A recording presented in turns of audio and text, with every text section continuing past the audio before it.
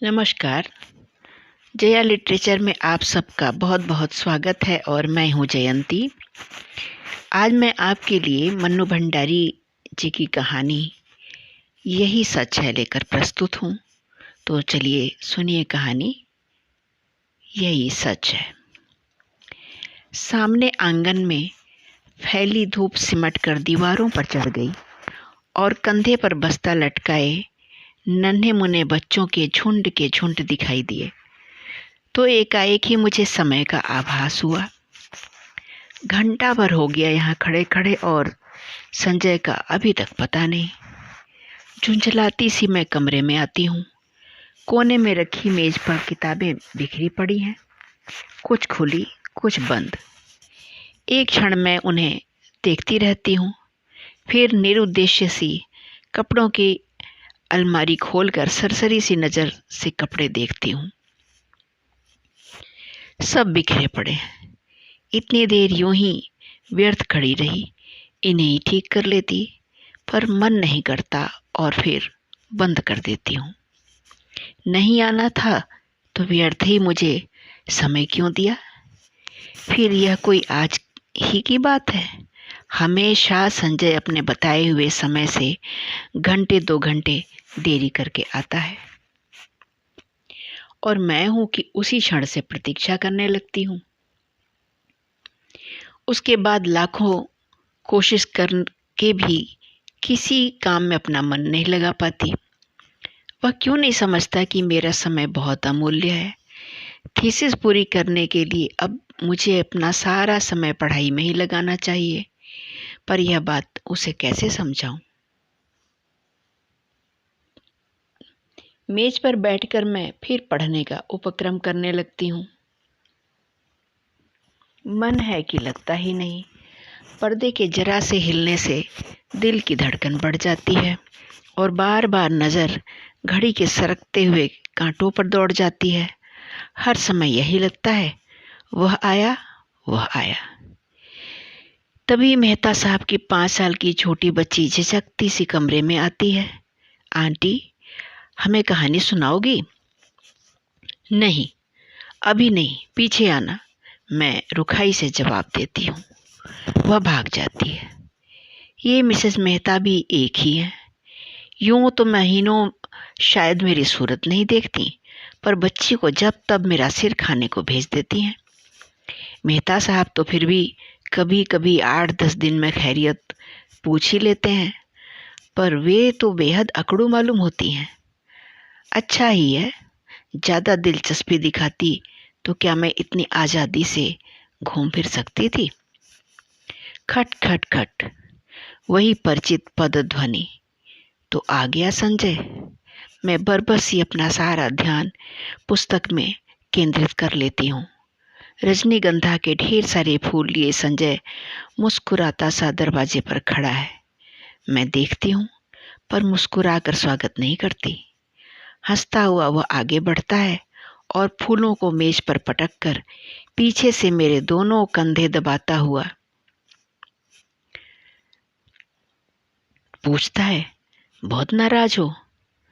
रजनीगंधा की महक से जैसे सारा कमरा महकने लगता है। मुझे क्या करना है नाराज होकर, रुखाई से मैं कहती हूँ। वह कुर्सी सहित मुझे घुमाकर अपने सामने कर लेता है और बड़े दुलार के साथ ठोड़ी उठाकर कहता है, तुम ही बताओ क्या करता। क्वालिटी में दोस्तों के बीच फंसा था, बहुत कोशिश करके भी उठ नहीं पाया।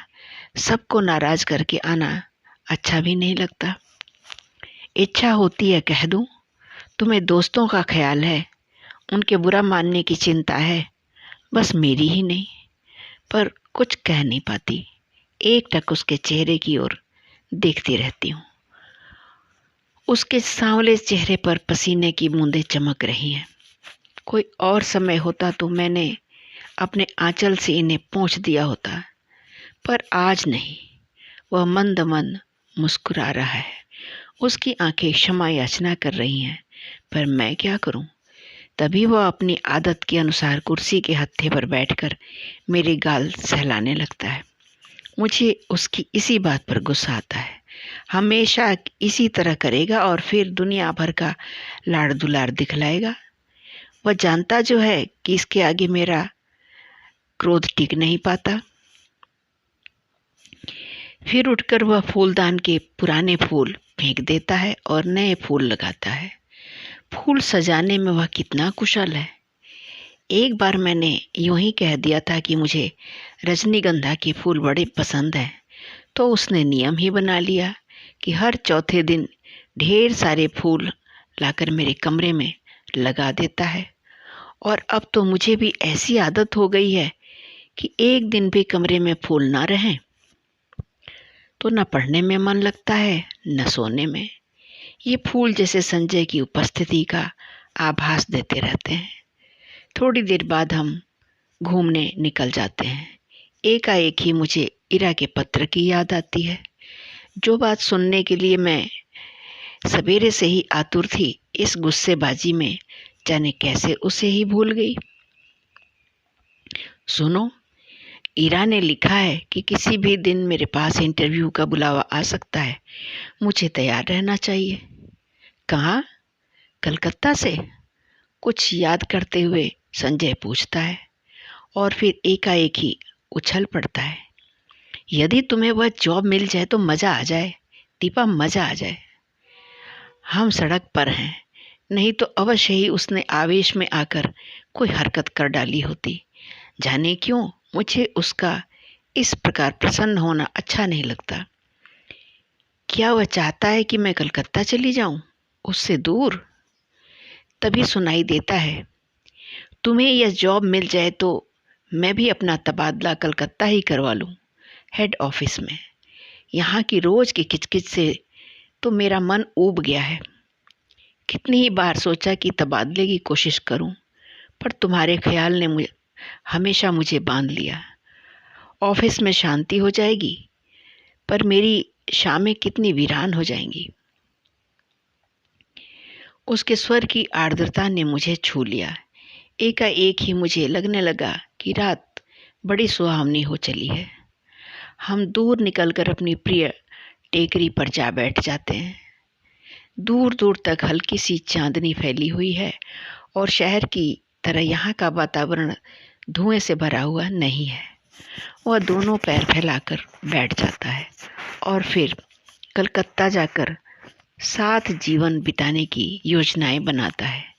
मैं कुछ नहीं बोलती, बस एकटक उसे देखती हूँ, देखती रहती हूँ। जब वह चुप हो जाता है तो बोलती हूँ, मुझे तो इंटरव्यू में जाते हुए बड़ा डर लगता है। पता नहीं कैसे कैसे पूछते होंगे। मेरे लिए तो यह पहला ही मौका है। वह खिलखिलाकर हंस पड़ता है। तुम भी एक ही मूर्ख हो। घर से दूर यहाँ कमरा लेकर अकेली रहती हो, रिसर्च कर रही हो, दुनिया भर में घूमती फिरती हो और इंटरव्यू के नाम से डर लगता है। क्यों? और गाल पर हल्की सी चपत जमा देता है। फिर समझाता हुआ कहता है, और देखो, आजकल ये इंटरव्यू आदि तो सब दिखावा मात्र होते हैं। वहाँ किसी की जान पहचान वाले से इन्फ्लुएंस डलवाना जाकर। पर कलकत्ता तो मेरे लिए एकदम नई जगह है। वहाँ इरा को छोड़कर मैं किसी को जानती भी नहीं। अब उन लोगों की कोई जान पहचान हो तो बात दूसरी है। असहाय सी मैं कहती हूँ। और किसी को नहीं जानती? फिर मेरे चेहरे पर नजरें गड़ाकर पूछता है, निशित भी तो वहीं है। होगा, मुझे क्या करना है उससे? मैं एकदम ही भन्ना कर जवाब देती हूँ। पता नहीं क्यों मुझे लग ही रहा था कि अब वह यही बात कहेगा। कुछ नहीं करना, वह छेड़ने के लहजे से कहता है। मैं भभक पड़ती हूँ। देखो संजय, मैं 1000 बार तुमसे कह चुकी हूँ कि उसे लेकर मुझसे मजाक मत किया करो। मुझे इस तरह का मजाक जरा भी पसंद नहीं है। वह खिलखिलाकर हंस पड़ता है। पर मेरा तो मूड ही खराब हो जाता है। हम लौट पड़ते हैं। वह मुझे खुश करने के इरादे से मेरे कंधे पर हाथ रख देता है। मैं झपट कर हाथ हटा देती हूँ। क्या कर रहे हो? कोई देख लेगा तो क्या कहेगा? कौन है यहाँ जो देख लेगा? और देख लेगा तो देख ले, आप ही कुढ़ेगा। नहीं, हमें पसंद नहीं यह बेशर्मी, और सच ही मुझे रास्ते में ऐसी हरकतें पसंद नहीं है, चाहे रास्ता निर्जन ही क्यों ना हो। पर है तो रास्ता ही, फिर कानपुर जैसी जगह। कमरे में लौटकर मैं उसे बैठने को कहती हूँ, पर वह बैठता नहीं, बस बाहों में भरकर एक बार चूम लेता है। यह भी जैसे उसका रोज का नियम है। वह चला जाता है। मैं बाहर बालकनी में निकलकर उसे देखती रहती हूँ। उसका आकार छोटा होते होते सड़क के मोड़ पर जाकर लुप्त हो जाता है। मैं उधर ही देखती रहती हूँ, निरुद्देश्य सी, खोई खोई सी। फिर आकर पढ़ने बैठ जाती हूँ। रात में सोती हूँ तो देर तक मेरी आंखें मेज पर लगे रजनीगंधा के फूलों को ही निहारती रहती हैं। जाने क्यों अक्सर मुझे भ्रम हो जाता है कि ये फूल नहीं है, मानो संजय की अनेकानेक आंखें हैं जो मुझे देख रही हैं, सहला रही हैं, दुलरा रही हैं, और अपने को यूं असंख्य आंखों से निरंतर देखे जाने की कल्पना से ही मैं लजा जाती हूँ। मैंने संजय को भी एक बार यह बात बताई थी तो वह खूब हंसा था, और फिर मेरे गालों को सहलाते हुए उसने कहा था कि मैं पागल हूँ, निरी मूर्खा हूँ। कौन जाने, शायद कहना ही ठीक हो, शायद उसका कहना ही ठीक हो, शायद मैं पागल ही हूँ। कानपुर। मैं जानती हूँ संजय का मन निशीथ को लेकर जब तब सशंकित हो उठता है, पर मैं उसे कैसे विश्वास दिलाऊं कि मैं निशीथ से नफरत करती हूँ। उसकी याद मात्र से मेरा मन घृणा से भर उठता है। फिर 18 वर्ष की आयु में किया हुआ प्यार भी कोई प्यार होता है? नीरा बचपना होता है, महज पागलपन। उसमें आवेश रहता है पर स्थायित्व नहीं, गति रहती है पर गहराई नहीं। जिस वेग से वह आरंभ होता है, जरा सा झटका लगने पर उसी वेग से टूट भी जाता है, और उसके बाद आहों, आंसुओं और सिसकियों का एक दौर, सारी दुनिया की निस्सारता और आत्महत्या करने के अनेकानेक संकल्प, और एक फिर एक तीखी घृणा। जैसे ही जीवन को दूसरा आधार मिल जाता है, उन सबको भूलने में एक दिन भी नहीं लगता। फिर तो वह सब ऐसी बेवकूफ़ी लगती है जिस पर बैठकर घंटों हंसने की तबीयत होती है। तब एकाएक ही इस बात का एहसास होता है कि ये सारे आंसू, ये सारी आहें उस प्रेमी के लिए नहीं थी, वरन जीवन की उस रिक्तता और शून्यता के लिए थी जिसने जीवन को नीरस बनाकर बोझिल कर दिया था। तभी तो संजय को पाते ही मैं निशीथ को भूल गई। मेरे आंसू हंसी में बदल गए और आहों की जगह किलकारियां गूंजने लगीं। पर संजय है कि जब तब निशीथ की बात को लेकर व्यर्थ ही खिन्न सा हो उठता है। मेरे कुछ कहने पर वह खिलखिला अवश्य पड़ता है, पर मैं जानती हूँ वह पूर्ण रूप से आश्वस्त नहीं है।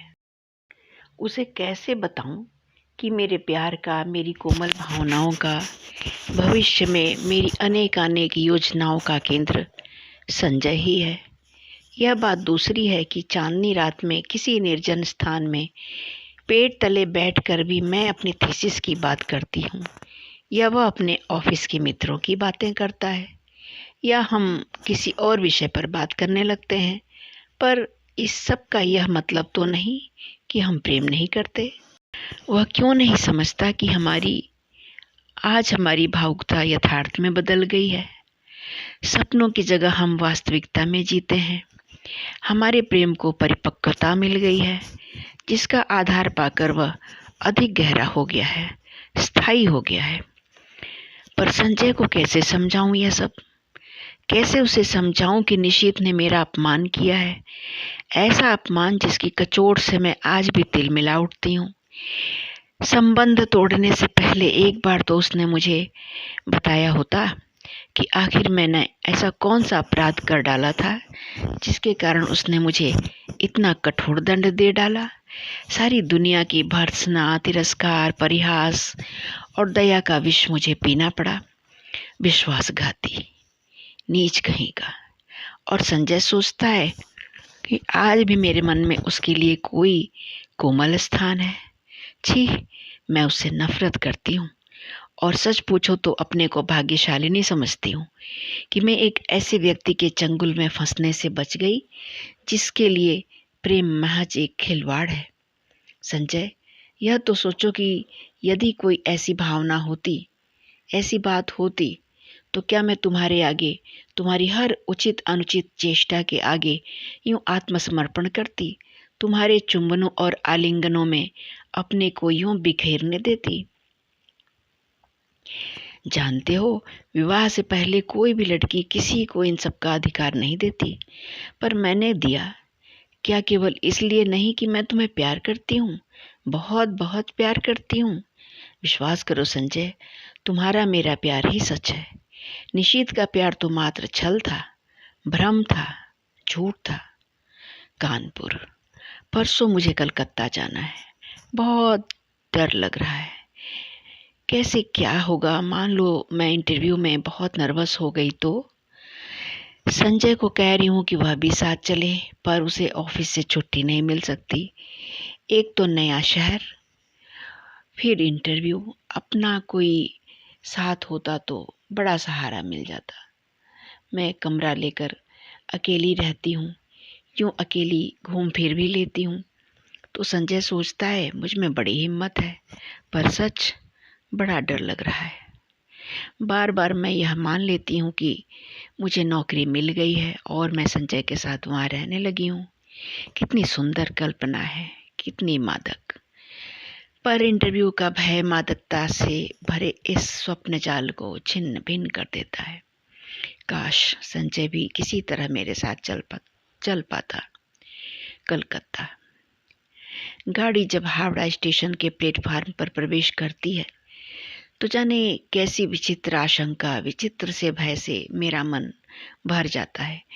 प्लेटफार्म पर खड़े असंख्य नर नारियों में मैं इरा को ढूंढती हूँ, वह कहीं दिखाई नहीं देती। नीचे उतरने के बजाय खिड़की में से ही मैं दूर दूर तक नजरें दौड़ाती हूँ। आखिर एक कुली को बुलाकर अपना छोटा सा सूटकेस और बिस्तर उतारने का आदेश दे मैं नीचे उतर पड़ती हूँ। उस भीड़ को देखकर मेरी दहशत जैसे और बढ़ जाती है। तभी किसी के हाथ के स्पर्श से मैं बुरी तरह चौंक जाती हूँ। पीछे देखती हूँ तो इरा खड़ी है।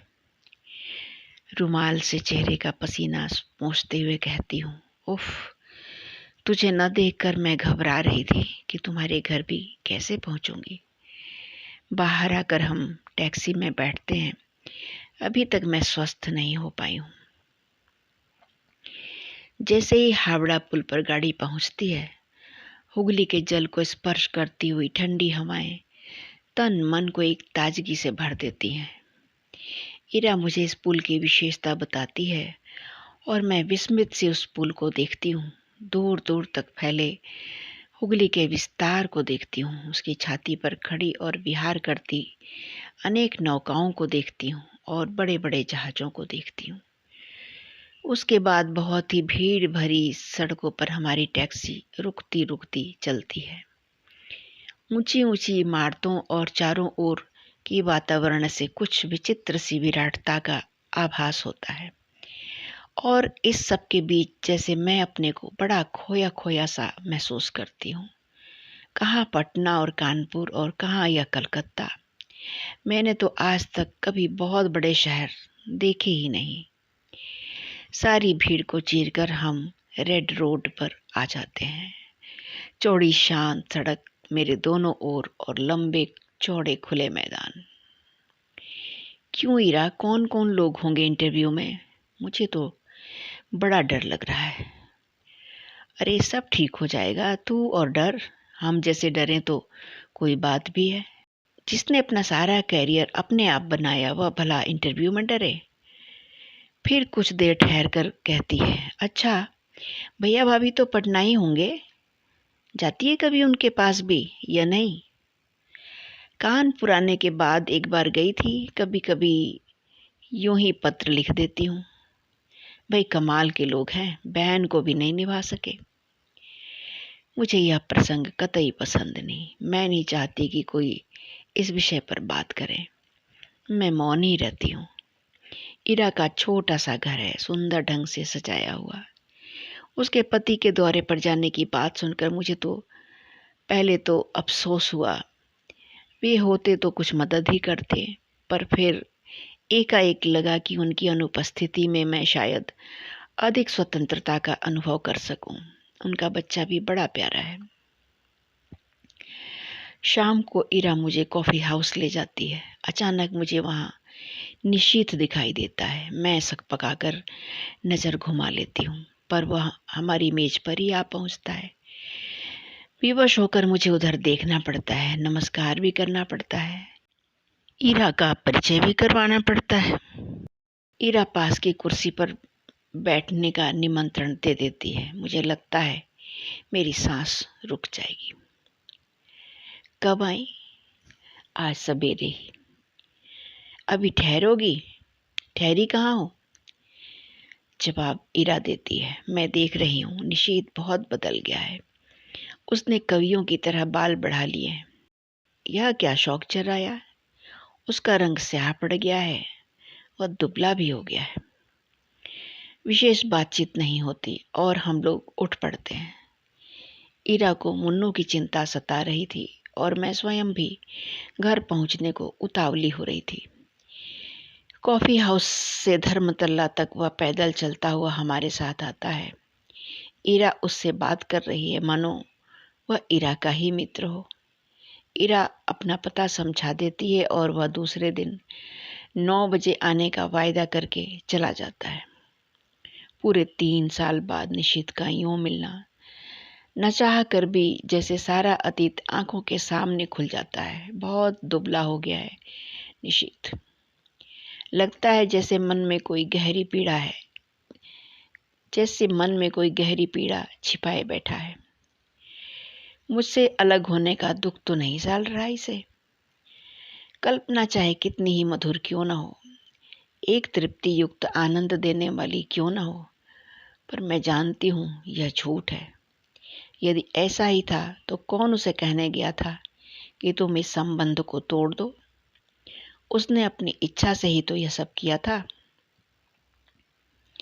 एकाएक ही मेरा मन कटु हो उठता है। यही तो है वह व्यक्ति जिसने मुझे अपमानित करके सारी दुनिया के सामने छोड़ दिया था, महज उपहास का पात्र बनाकर। ओह, क्यों नहीं मैंने उसे पहचानने से इनकार कर दिया? जब वह मेज के पास आकर खड़ा हुआ तो क्यों नहीं मैंने कह दिया कि माफ़ कीजिए, मैं आपको पहचानती नहीं। जरा उसका खिसियाना तो देखती। वह कल भी आएगा, मुझे उसे साफ साफ मना कर देना चाहिए था कि मैं उसकी सूरत भी नहीं देखना चाहती। मैं उससे नफरत करती हूँ। अच्छा है, आए कल। मैं उसे बता दूंगी कि जल्दी ही मैं संजय से विवाह करने वाली हूँ। यह भी बता दूंगी कि मैं पिछला सब कुछ भूल चुकी हूँ। यह भी बता दूंगी कि मैं उससे घृणा करती हूँ और उसे जिंदगी में कभी माफ़ नहीं कर सकती। यह सब सोचने के साथ साथ जाने क्यों मेरे मन में यह बात भी उठ रही थी कि 3 साल हो गए, अभी तक निशीथ ने विवाह क्यों नहीं किया? करे ना करे, मुझे क्या वह आज भी मुझसे कुछ उम्मीद रखता है? मूर्ख कहीं का। संजय, मैंने तुमसे कितना कहा था कि तुम मेरे साथ चलो, पर तुम नहीं आए। इस समय जबकि मुझे तुम्हारी इतनी इतनी याद आ रही है, बताओ मैं क्या करूं? नौकरी पाना इतना मुश्किल है, इसका मुझे गुमान तक नहीं था। इरा कहती है कि 150 की नौकरी के लिए खुद मिनिस्टर तक सिफारिश करने पहुंच जाते हैं। फिर यह तो 300 का जॉब है। निशित सवेरे से शाम तक इसी चक्कर में भटका है, यहाँ तक कि उसने अपने ऑफिस से भी छुट्टी ले ली है। वह क्यों मेरे काम में इतनी दिलचस्पी ले रहा है? उसका परिचय बड़े बड़े लोगों से है और वह कहता है कि जैसे भी होगा वह काम मुझे दिलाकर ही मानेगा। पर आखिर क्यों? मित्रों, वीडियो बहुत लंबा हो रहा है, इसलिए इसकी आगे की कहानी आपको जल्दी ही नए वीडियो में मिल जाएगी। तब तक के लिए आप अपना ख्याल रखें, स्वस्थ रहें, मस्त रहें और व्यस्त रहें। जाते जाते एक बात और भी कहनी है कि यदि आप मेरे चैनल पर नए हैं तो कृपया मेरे चैनल को सब्सक्राइब कर लीजिए, ताकि आपको मेरे आगे के भी वीडियो मिल सकें। अपना ख्याल रखें। शुभ रात्रि, शुभ रात्रि, शुभ रात्रि।